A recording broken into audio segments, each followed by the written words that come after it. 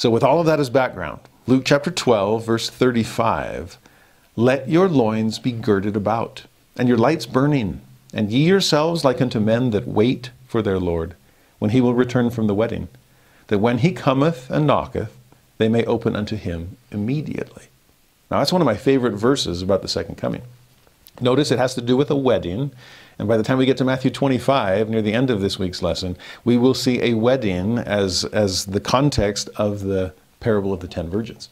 So weddings, brides and bridegrooms, Christ and the church, Jehovah and Israel, right? All of those symbols there. Weddings are a key element or a key symbol when we talk about the second coming. But notice how are we preparing for this wedding? It looks like we've got some preparing to do. Our loins must be girded and our lights must be burning. Now think about this. And when I taught seminary, especially among youth, you teachers of youth or you parents of younger children, this could be maybe some lesson ideas for you. I'd often ask them, if a knock comes on your door, somebody rings the doorbell in the middle of the night, what are 2 things you usually have to do before you can open the door? And as they think about it, usually a smile crosses their lips and they're like, oh, I guess I better put some better clothes on. Okay, yeah, that's usually the case. So how's that for let your loins be girded about? Get dressed, get properly dressed so you can open the door and not be embarrassed. In this case, loins girded is not just getting dressed, but also being ready to run, being ready to work. We've talked about this before, but in the ancient New Testament time period, even the men, the workers in the field, would typically wear these kind of long robes. You sisters would vouch for this. It's hard to run or work in a long dress. And so what they would do is gird up their loins. The loins are like the waist area. So if you got a belt there, well, imagine bending over, grabbing the back hem of your robe, and then pulling it forward between your legs, and then tucking it into your belt. And just like that, you've gone from flowing robes to MC Hammer parachute pants. And you can easily work and run that way. Well, this person's properly dressed, and he's ready to run, ready to work. His loins or her loins are girded about. That's the first thing. You got dressed. But then what's the other thing? As you're looking out the peephole of your front door thinking, who on earth would knock at this ungodly hour? Well, you better turn the porch light on. You better put some lights on in the house so that people know that you're home. And that's the second half of what the Lord said. Let your loins be girded about and your lights burning. Now, when we get to the parable of the 10 virgins, we're going to see a specific kind of light in your oil lamp. But to have the lights on, to let your light so shine on this side of things, so that when the light of the world comes, there's this glorious joined illumination. There's another thing here, though, and it's one of my favorite parts of this verse. When it speaks of them, okay, my loins are girded, I'm dressed, I'm ready to rock. My lights are on. I'm ready. In fact, I'm ready and waiting. You are waiting for their Lord. That's an important detail because it suggests that I'm not doing some kind of deathbed repentance. I'm not doing last-second preparation in hopes that I'm ready. No, I've got plenty of oil. My lights are on, and they can stay on as long as they need to be because I'm ready and waiting for my Lord. As soon as he comes, I'll be able to open. That's the end of that verse. They can open unto him immediately. Among my students, I ask them how well they would do at passing the immediately test. And what I mean by that, it's fun to do this in class because nobody's home. They're in class with me. And I'll ask them, imagine if your mom or dad were to go into your bedroom right now. You're not home to stop them, okay? What would they see?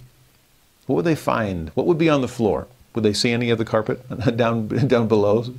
If they went and pressed play on, this doesn't work as well now that everybody just has earbuds and plays from their phone. But back in the old days, if they had a radio, if they had a CD player, what would they hear if they turned it on?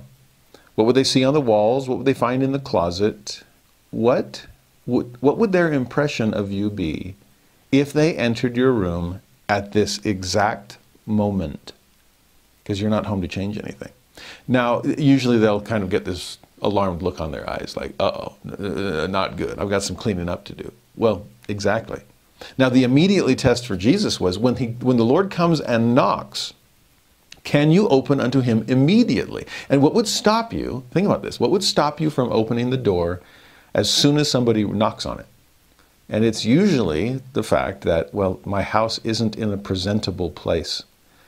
This is not the impression I want to give. And so if somebody knocks and you're, come in, just a second, and it takes you a long time because you're shoving things in the closet and you're sweeping things under the rug and you're just trying to get ready. When grandma's on her way to come visit, how much do your parents make you work and clean to get ready? Or can you open the moment? I mean, that's the fun thing. If you were loins girded, lights burning, waiting for the Lord, as he walks up the front walk, you know he's coming. You've been looking out the people, and as he raises his hand to knock, you just fling the door open. And he doesn't even have to knock on the door at all. You're that ready for him. That's the goal as we ponder the second coming. Now, if we are that ready, and if we can pass the immediately test, notice verse 37. Blessed are those servants whom the Lord, when he cometh, shall find watching. Verily I say unto you, that he shall gird himself, and make them to sit down to meat, and will come forth and serve them. Now, did you catch the parallels between the previous passage and this one? If our loins are girded, and we're ready to run and work to open the door for him, then once he comes in, what will he do? He will gird himself too. And then he will serve you. He'll make you sit down to eat, and he'll do the serving. Now, talk about a role reversal. Luke loves those, by the way, right? We've seen those so many times. The lowly will be lofty now. The lofty will be brought down low.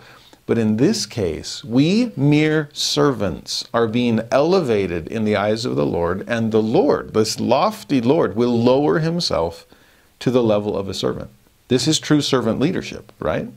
He that is chief among you, let him be servant of all. Well, Jesus is doing exactly that. But he girds himself, tells his servants, thank you so much for being so well prepared for me. Can we switch things up? And instead of you serving me, can I serve you?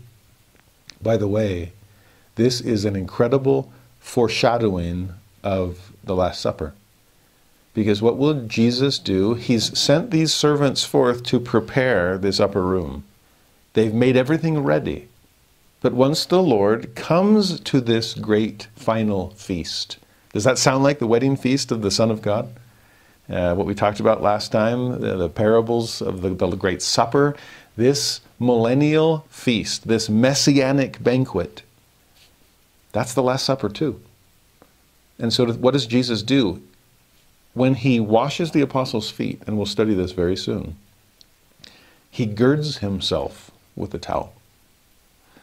He serves them, since they've spent the last few years trying to serve him. There's something beautiful about what the Lord is saying here in Luke chapter 12 that I picture, I see when I think Last Supper. And Jesus saying, well done, thou good and faithful servants. Allow me, please, now to serve you. To think of that at the second coming. Have we served him faithfully and diligently? Are we properly dressed? Do we have our wedding garment on? Are our loins girded about? Are our lights burning? Or have we put our candle under a bushel? Have we been able to outlast the encroaching darkness and let our feeble lights shine in preparation for the coming of the light of the world? For him to gird himself, for him to serve us. You sit down to dinner. I'll grab the food. There's something beautiful here. And it comes to those who are found watching.